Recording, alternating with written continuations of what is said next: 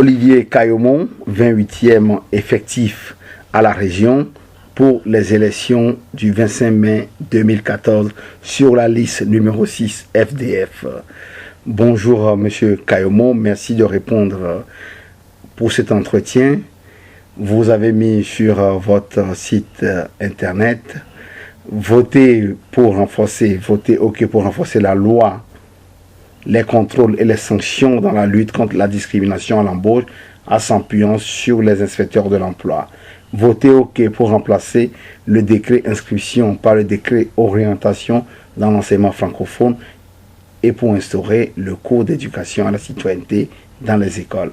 Voter OK pour créer et promouvoir les initiatives locales citoyennes allant dans le sens du respect et de la connaissance de l'autre. Et voter OK pour recenser et réhabiliter par la loi les espaces et logements inoccupés à Bruxelles et pour instaurer une allocation loyer encadrée par la région bruxelloise. Je pense qu'en ces quelques lignes, vous reprenez en grosso modo les matières qui concernent Bruxelles au niveau de ces quelques compétences.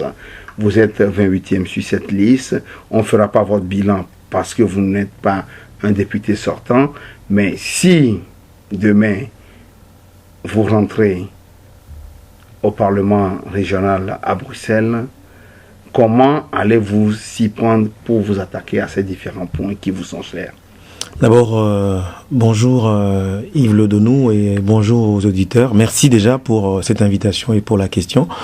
Je pense qu'on peut pas faire mon bilan en tant que député sortant parce que je ne suis pas encore dedans, mais je pense que j'ai quand même un bilan sur le plan associatif et socio-culturel dans la communauté qui est la mienne, la communauté africaine. Et ces bilans-là, je pense que globalement, il est positif et il est encourageant. Alors pour répondre directement à la question, je dirais que tous ces préparatifs dans l'associatif depuis plus d'une dizaine d'années, ça m'a fortifié. Et je crois que ça m'a permis d'avoir un réseau, parce que pour faire ces travaux, il faut avoir un réseau. Ce sont aussi les thématiques qui touchent beaucoup les personnes issues de l'immigration, notamment de l'immigration africaine. Donc je m'appuierai avec les réseaux que j'ai établis pour que nous puissions d'abord répertorier, avoir si possible des indicateurs et des chiffres, et avec cela, essayer d'avancer. Ça sera le premier point. S'appuyer sur une cible, sur les gens, sur les hommes et les femmes.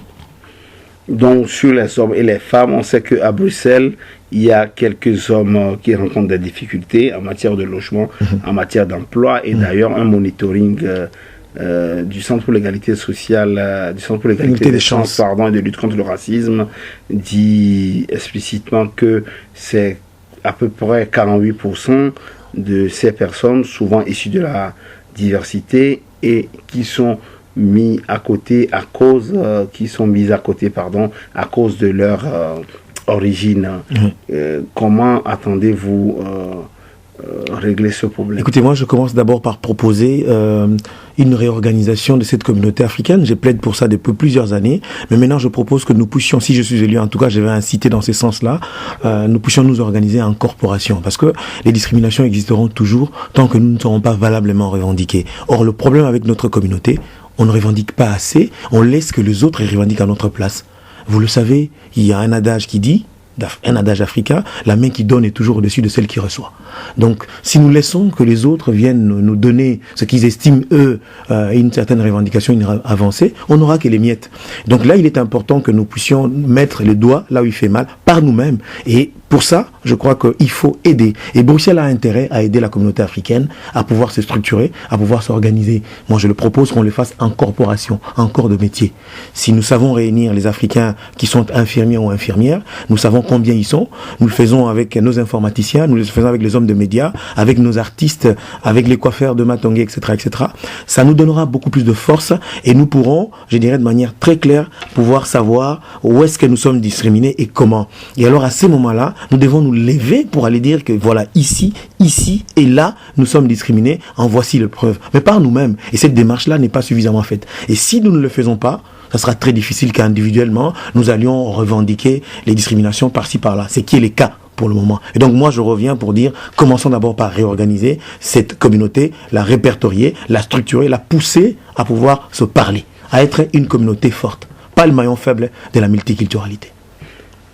Vous êtes un homme de culture, vous avez travaillé beaucoup sur la littérature, sur le théâtre également. Et on sait que au niveau de la région, il y a les compétences communautaires qui sont là, l'enseignement, la culture, le sport, les matières personnalisables comme on les appelle. Comment entrevoyez-vous la politique culturelle de la région pour les 5 prochaines années? Et voilà, la politique culturelle de la région pour les 5 prochaines années, elle doit être vraiment une culture de la diversité. Et quand j'ai dit diversité, c'est que Bruxelles, tout le monde est d'accord pour dire que Bruxelles est multiculturelle. Pour moi, la multiculturalité veut dire les différentes communautés culturelles qui vivent les unes à côté des autres.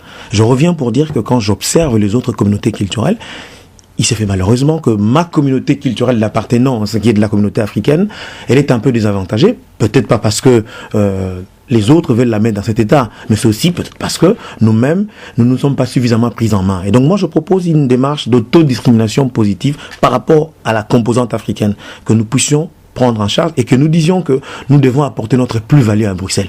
Nous devons apporter. Et pour pouvoir apporter notre plus-value à Bruxelles, nous avons la responsabilité, notamment de nous organiser et ensuite de nous ouvrir vis-à-vis des autres. C'est important de s'ouvrir aux autres et de comprendre, de voir comment est-ce que les autres ont fait, comment est-ce que ça fonctionne, d'être présent, notamment dans les médias publics. Ça passe par là, la culture. Nous devons essayer, moi je suis un homme de théâtre, vous l'avez dit, hein, il est important que les activités culturelles, théâtrales, nous fassions en sorte que, au niveau de Télé Bruxelles notamment, que nous puissions avoir d'espace. Pour que nous puissions passer, cette visibilité doit aussi passer par les images et les médias, et ça c'est capital. Donc personnellement, si je dois travailler, ça sera en tout cas en direction de l'audiovisuel, en direction de tout ce qui est images et médias, pour pouvoir porter notre voix et faire en sorte que, pourquoi pas discuter pour avoir des quotas si c'est possible. Mais ça, nous ne pourrons arriver que si cette communauté entend cette voix, on se réunit autour de ce que moi je proposerais, un programme cadre, que je vais proposer à cette communauté pour que nous puissions aller greffer ces programmes-là au niveau des programmes globaux de Bruxelles. En tout cas, au niveau de mon parti, c'est ce qui est prévu. Mais vous ne vous doutez pas que pour arriver, la question des coalitions se pose ici après les élections en Belgique. Quel partenaire allez-vous prendre pour pouvoir réaliser ce projet? Écoutez, pour le moment, comme les électeurs n'ont pas décidé, donc je ne peux pas répondre à cette question. C'est que nous savons que, bon, heureusement, les sondages sont quand même bien pour les FDF maintenant. Nous sommes mis crédités d'être la troisième partie et nous espérons, nous allons continuer à travailler pour les 6 jours qui restent pour que nous soyons la troisième partie. Ça nous permettra d'arbitrer pour voir, bon, quel sera le parti qui sera premier et deuxième. Donc nous serons en bonne position. À ce moment-là, nous essaierons de venir avec ce que nous avons dit au niveau de nos congrès, parce que finalement les FDF, c'est fédéralistes et démocrates francophones. Notre idéologie, c'est le libéralisme social. Nous voulons encourager les initiatives privées pour créer l'emploi. Il faut qu'on crée l'emploi parce que c'est pas l'État, mais ce sont les initiatives privées, les entreprises.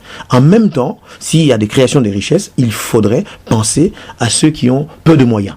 D'où le libéralisme social. Et ça, c'est la démarche du FDF. Et nous voulons aussi, pour qu'on y arrive, nous sommes sur Bruxelles. Bruxelles est sous-financée. Bruxelles produit 30% des richesses du pays. Mais avec la 6e réforme de l'État, vous héritez quand même, Bruxelles hérite quand même d'une grosse enveloppe.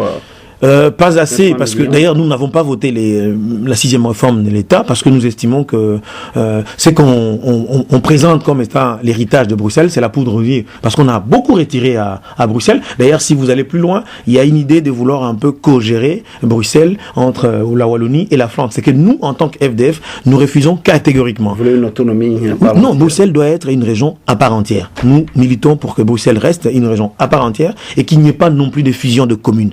Parce que là, ça donnera des autonomies pour que l'initiative locale soit bien portée. Ça, c'est de 1. Mais de 2, il faudrait aussi rappeler que pour nous, pour bien financer Bruxelles, il faut faire en sorte que on paye les impôts dans le lieu de travail. Ce qui n'est pas le cas. Vous savez qu'il y a beaucoup de navigateurs qui viennent de la Flandre et qui viennent de la Wallonie, qui travaillent à Bruxelles et qui payent leurs impôts en Flandre ou en Wallonie.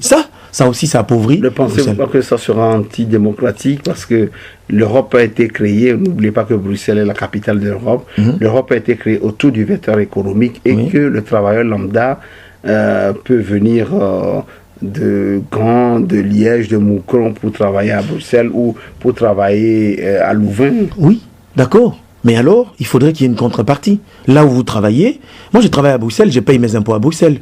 Hein, et je vois mal pourquoi est-ce que les autres ne vont pas le faire. Si à la limite, nous trouvons un moyen pour dire, écoutez, on va peut-être faire 50-50. Ou bien 40% restera sur Bruxelles ou 60% sur Bruxelles.